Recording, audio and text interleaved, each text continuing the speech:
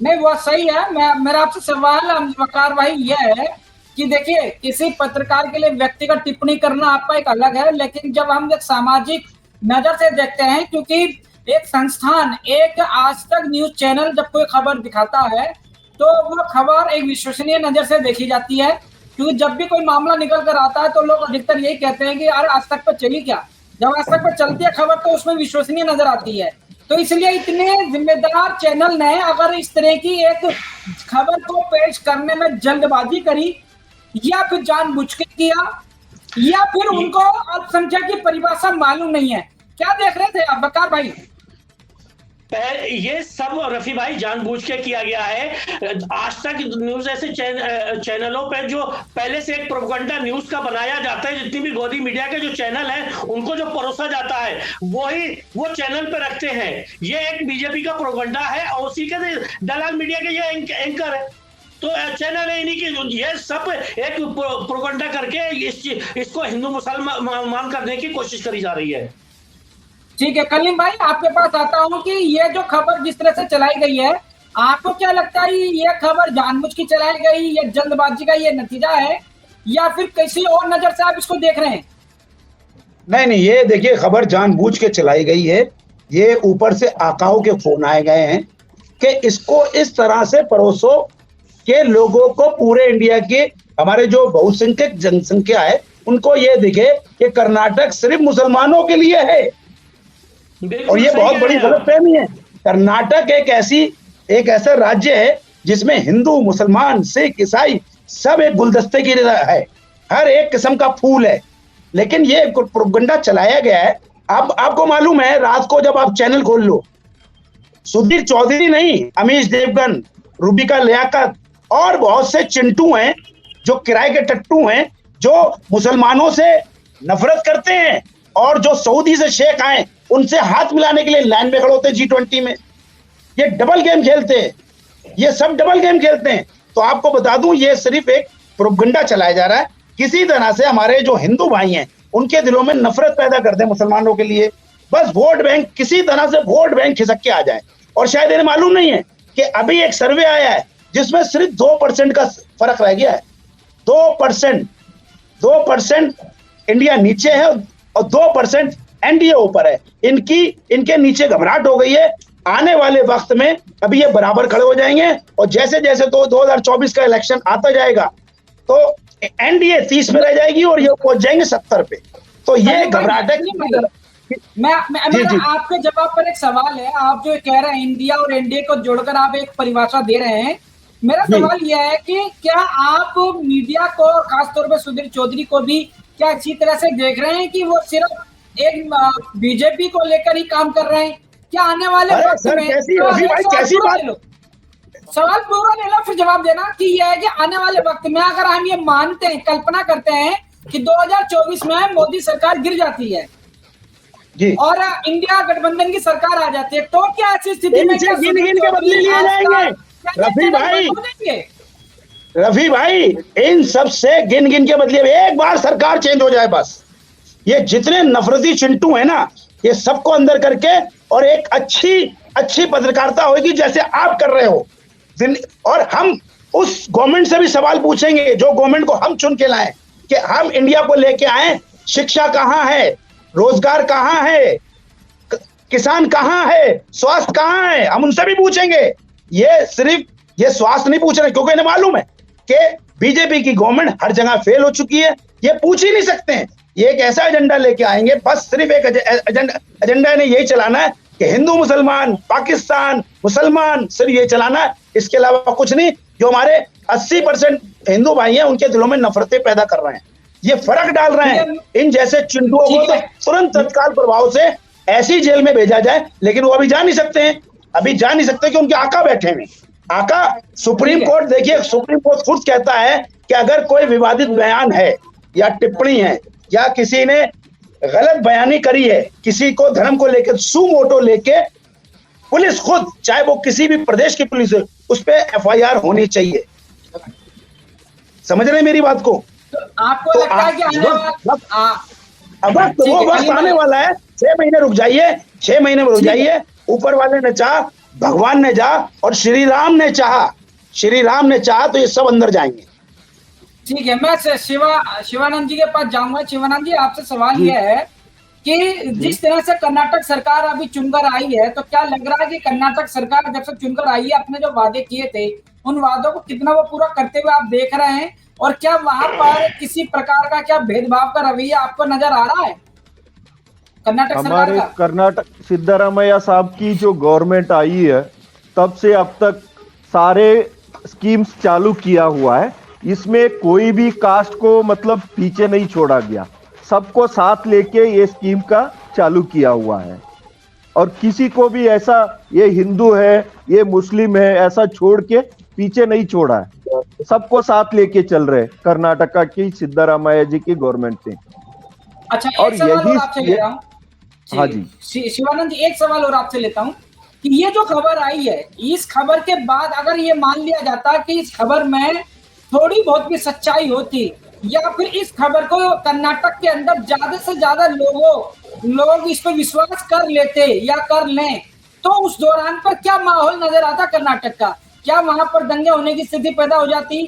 क्या हिंदू मुसलमानों के अंदर क्या एक खटास पैदा हो जाती, या फिर कोई और बड़ी जो है हिंसा हो सकती थी? बीजेपी तो चाहती है कि दंगा हो जाए, लेकिन कर्नाटक की जनता इतनी शानदार है और अपने दिमाग से काम लेते हैं कि ऐसे फालतू लोग बोलने से झगड़ा करने के लिए रास्ते पे नहीं उतरते। सिर्फ बीजेपी के जो चमचे लोग हैं वो लोग झगड़ा करने उतर जाते हैं। और इसी मामले में मैं आपको एक चीज बता दूं, तेजस्वी सूर्या जो एक एमपी है, उन्होंने भी ये सुधीर चौधरी जी का सपोर्ट कर रहे हैं। और उसको भी ये भी समझ में नहीं आ रहा है हिंदू में ये जो पारसी आते हैं जैन आते हैं, ये भी समझ में नहीं आ रहा है उनको। ठीक है, सुधीर चौधरी एक पढ़े लिखे वरिष्ठ पत्रकार है, कई दुकान छोड़ के आज तक की दुकान पे पहुंचे हैं।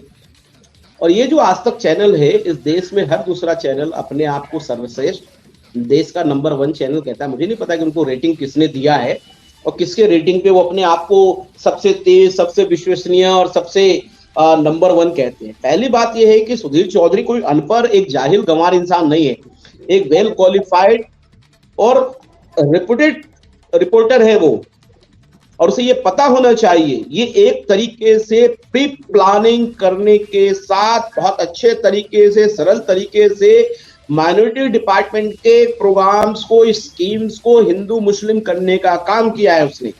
और इसके ऊपर पीसीआई को भी कॉन्जेंस लेना चाहिए, press club of India, press club को, जो हमारा जो प्रेस काउंसिल है, प्रेस काउंसिल को भी आज तक के खिलाफ लेना चाहिए और इसके सीईओ के ऊपर एक्शन होना चाहिए। क्योंकि जो सुधीर ने किया है उसके आका के आदेश पे उसने ये ब्लैक एंड व्हाइट को चलाया है। क्योंकि ऐसे कोई शो होस्ट नहीं हो जाता है या ऐसे कोई चैनल में होस्ट नहीं हो जाती है शो को, कहीं ना कहीं एक टीम वर्क है, टीम में पोजीशन के साथ है।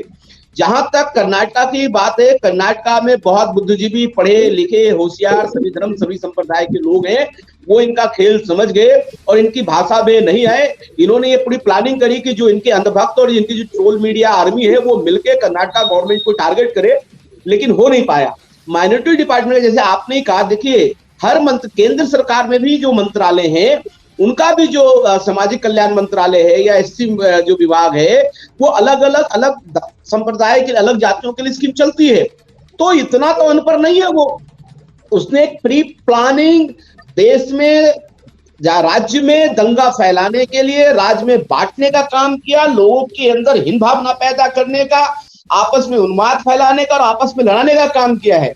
तो मैं यही कहता हूं कि इस तरह के पत्रकार को ये हमेशा किसी भी बात को एक नेता अगर अभी कह देता तो ये पूरी भाजपा की टीम अभी तक बिग शो कर रही होती और ब्रेकिंग न्यूज चल रहा होता। आज सुधीर चौधरी ने जो इस तरह में देश में आग फैलाने का काम किया, दंगा फैलाने का काम किया, देश को तोड़ने का काम किया है, आपस में उन्माद फैलाने का काम किया है, तो अभी तक केंद्र सरकार या भाजपा या ट्रोल मीडिया ने कोई स्टेटमेंट जारी किया है? नहीं। बल्कि उसके सपोर्ट में एक जो जयसूर्या है जो लगातार हिंदू मुस्लिम कर रहा है, वो युवा मोर्चा का अध्यक्ष है कर्नाटका से, उसका काम ही यही है कि आपस में, लेकिन कर्नाटक की जनता ने इनको बजरंगबली के गद्दा से भगाया है। और ये 5 राज्य के बगल में तेलंगाना है, वहां भी हिंदू और मुस्लिम की बातें हैं, आपका छत्तीसगढ़ है, इन सबको कहीं ना कहीं, क्योंकि एक राज्य आपका हिंदी भाषी है, दूसरा तेलंगाना मिक्सअप है, इसको टारगेट करते हुए एक प्री प्लानिंग ये शो किया गया है, जैसे कि कांग्रेस को बदनाम करके भाजपा के नेतृत्व है। लेकिन ये मैं बताना चाहता हूं कि जो भाजपा जिस मकसद से देश में नफरती फैलाना चाहते हैं, जैसे पेड मीडिया के द्वारा, आज तक कोई निष्पक्ष मीडिया नहीं है। आज के डेट में गोदी मीडिया पेड मीडिया है, जो आरएसएस तय करती है, भाजपा तय करती है, वो चैनल ये चलता है। आज चाहे सुधीर हो, चाहे अंजना हो, चाहे चित्रा हो, चाहे रूबिया हो, ये प्रवक्ता है भाजपा के। अगर आप देखें दूसरे विपक्ष के अगर प्रवक्ता बोलते हैं, उनकी वॉइस को कम कर दी जाती है, उनको बोलनी जाती सरकार की तरफ से, वो जवाब देती है। तो क्या ये एंकर का काम है? एंकर का काम निष्पक्ष सबकी बात सुनना। तो कहीं ना कहीं सुधीर पचौरी ने देश को तोड़ने का काम किया है, नफरत फैलाने का काम किया है और गलत भावना पैदा, गलत सूचना की जानकारी दी है। इसके ऊपर सख्त से सख्त कार्रवाई होनी चाहिए और आगे से भी सभी पत्रकारों को, जैसे आप हैं, सभी पत्रकारों को जिम्मेदारी के साथ खबर फैलानी चाहिए। और देश में हर एक चैनल कहता है कि मैं सर्वश्रेष्ठ हूं और निष्पक्ष हूं, तो आज तक कोई किसने रेटिंग किया मुझे नहीं पता। बाकी और भी चैनल है, एक और वो चिल्लाता रहता है, एक अरविंद में वो भी चिल्लाता रहता है। तो क्या करेंगे? देश में भाजपा का काम ही कर रही है, तो वो कर रही है। लेकिन जिस डिपार्टमेंट का काम है वो डिपार्टमेंट उन्हीं के लिए काम करेगा। और सुधीर को ये पता होना चाहिए कि माइनॉरिटी में कौन कौन से लोग होते हैं। हो सकता है कर्नाटक के स्टेट में कुछ अलग लोग होंगे, तेलंगाना में अलग होंगे, दिल्ली में माइनॉरिटी में कुछ लोग अलग होंगे, लेकिन उन माइनॉरिटी डिपार्टमेंट का काम उनका स्कीम है। तो उसमें हिंदू भी हैं, सिख भी हैं, पारसी भी है, जैन भी है, बुद्धिस्ट भी हैं। तो क्या वो हिंदू नहीं है? इसका मतलब सुधीर पचौरी जैन को, पारसी को, बुद्धिस्ट को और सिख को हिंदू नहीं मानते? इसका मतलब जी, इसका मतलब जो हमारा चौधरी है, हाँ। चौधरी सिर्फ क्या मुसलमानों को, क्या पासमानदा को ही समझता है? इसका मतलब उसके कहने के हिसाब से सिख है, जैन है, पारसी है, ये सब मुस्लिम है? ये पूछना चाहिए उससे। आज क्यों जवाब दे रहा है वो? अमजद भाई, जब इस खबर को हमने भी देखा है, जब इस खबर को हमने देखा है तो उस खबर के अंदर बड़ी कंट्रोवर्सी ये नजर आ रही थी कि जहां एक तरफ अल्पसंख्यक की जब बात कही जा रही है तो उसमें उन्होंने जैन भी बोला, बौद्ध भी बोला, क्रिश्चियन भी बोला, तमाम लोग बोले। लेकिन बोलने के साथ साथ कुछ सवाल ये भी पूछे से कर दिया कि यह अल्पसंख्यक सिर्फ मुसलमानों को फायदा पहुंचाने का काम किया जा रहा है और जो है हिंदुओं के लिए क्यों नहीं? ये हिंदुओं के लिए नहीं है, ये वाला जो सवाल छोड़ा, ये नहीं समझ में आ रहा कि आखिर वो बोलना क्या चाह रहे हैं और खबर बोल क्या रहे हैं। वो जो बोलना चाहते हैं वो खुद ही एक तरीके से कंफ्यूज थे। वो यही नहीं समझ पाए कि भी जो बुद्ध है, जैन है, ईसाई है, सिख है, पारसी है, क्या आज के डेट में वो मुस्लिम है? मैं यही कह रहा हूं कि उनका मकसद ही यही था कि आप इन सबको मुस्लिम वर्सेस हिंदू लड़वा दो, ये लोग नहीं आते। हाँ। तो देखिए भाजपा में एक बहुत क्लियर है, राहुल गांधी अगर कांग्रेस में है तो वो सुनिए, एक रफी भाई, भाजपा की और इस गोदी मीडिया का चैनल है कि राहुल गांधी ब्राह्मण नहीं है लेकिन वरुण गांधी ब्राह्मण है, स्मृति पारसी है, उसके पति तो वो ब्राह्मण हो गई। तो पहले ये सोच बदलना चाहिए। वही तो सुधीर की है, जो चौधरी है उसकी सोच ही यही है कि भाई इसका मतलब आप ये कहना चाहते हैं कि देश के तमाम वो अल्पसंख्यक सब मुस्लिम है, तो फिर तो केंद्र सरकार को सेंसस लाके उसमें मुस्लिम में कन्वर्ट कर देना चाहिए, अनुसूची में डालते हुए, सुधीर की बात को मानते हुए। नहीं, ये चलो, ये आपका तर्क रहा है।